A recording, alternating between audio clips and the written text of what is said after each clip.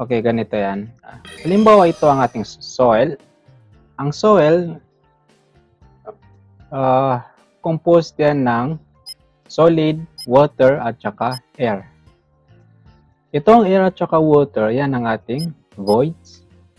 Ang voids, ito yung mga empty spaces na nasa soil natin.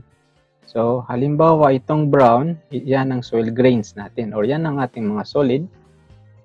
And then, itong mga white, ito yung mga empty spaces, yan ang ating voids.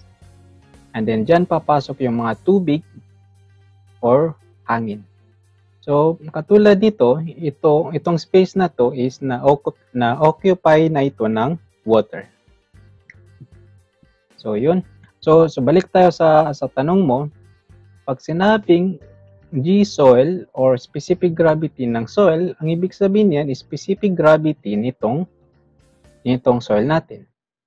Ibig sabihin, kasama na doon yung tubig at saka air. And then, pag sinabing specific gravity ng solid, ito lang. Specific gravity ng soil grain. Hindi kasama yung water, hindi rin kasama yung hangin.